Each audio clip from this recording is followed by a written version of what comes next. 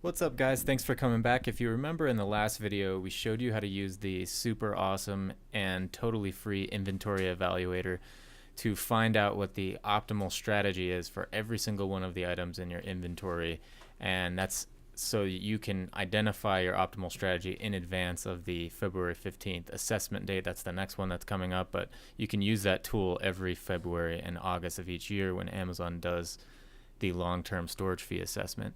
In this video, we're going to actually show you how to take action on the recommendations provided by that file, and specifically how to do bulk removals. Now remember, Amazon calls both disposals and returns removals. Disposals are the one where you pay 15 cents to have them essentially throw away inventory for you, and a return is where you pay 50 cents to have it returned to your place of business. So let's start off with picking up where we left off in the last video. If you remember, we had ran our inventory through this tool, and it told us we should dispose about 1,200 items of our existing inventory, or inventory that we have currently in the fulfillment centers, and remove about 345 items to exercise our private trade-in option. So we need to dispose 1,200 items and remove 345. Let's start with the disposals first.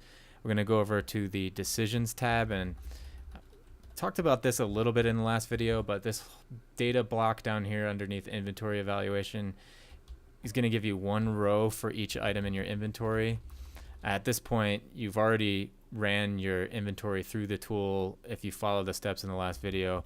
And what I'm going to do is actually isolate the disposals only. So this is what it looked like when we finished the last video. I'm just going to turn the filter on and then go over to column W, which is the column that shows what the optimal choice is. Remember, each row is a different item in our inventory. I'm going to select dispose, so it isolates only the disposals. And then I have all those 1,200 or so disposals selected. Next, we need to go get the Amazon upload template that's used for placing bulk removal orders.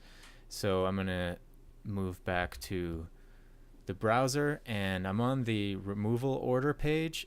You can download the template right here using this download button. So I'm just going to go ahead and download that, open up the file. It's going to give me a little warning, but I'm going to say edit anyway. And the tab that you want to fill out is actually this example tab. There's some instructions here on what you can and cannot enter into each field, but I'll just tell you the most important thing to remember is under removal disposition, make sure if you want to do a disposal, you put disposal here. And if you want to do a return, you leave it on return. Just make sure you don't do the opposite of what you wanted. The last thing you want is to have items disposed that you actually intended to have returned to you. So remember, we're doing disposals here. The tool that we're using identified only sellable quantities, so all we're really going to populate is the SKUs field and the sellable quantity field. The sellable quantity is just saying how many items are fulfillable that you want to dispose, and unsellable means how many are unfulfillable. So if you had things in stranded inventory that you wanted to remove, or dispose in this case, then you would fill them out under unsellable quantity. But we're not worried about this one right now, so I'm just gonna unbold that so we're not focused on that. So we're only populating these two, and remember, I already had isolated the disposals in our file, so only the SKUs that need to be disposed are selected. I'm going to copy those and then paste them as values. You could just do a straight copy paste if you want. If you're really curious what I'm doing here, it's just really a habit. I do Control C for copy and then Alt E S V to paste as values. And then let's go grab the total quantity. So the total quantity is in column J, and I'm going to paste those as values too. And then that's all we need.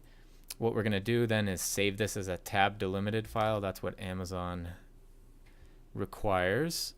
So let's go ahead, and I did file save as, and then I'm going to choose tab delimited, and let's just change the name of this to disposals. Okay, so now that's saved. It's only going to save the current worksheet, which is what you want. If you want to be absolutely positive, just go ahead and open it up, and you can see that it only saved the current worksheet, which is good. That's what we wanted. Let's go back over to the removal order page, and we're just going to click choose file, and then we're going to go down to our downloads folder where we had it located. I'm going to click disposals. I'm not going to hit the upload now button, but if you want to process this, whenever you're ready to process it, hit the upload now button. I suggest waiting until the last minute, because right now it's February 6th. You have until February 15th to sell items until you're charged the long-term storage fee. So you might as well wait until the day before so that you can clear out as much inventory as possible and hopefully get a little bit more back than negative 15 cents. But in the next video, we'll actually show you how to do some preemptive repricing to clear out inventory. And you actually want to do that before you do disposals. So if you guys like this video, please like, comment, subscribe. Don't forget to leave a comment down below if there's any features in the inventory evaluator that you'd like to see next. Thanks again. Don't forget to like, comment, subscribe. See you in the next video. Thanks, guys.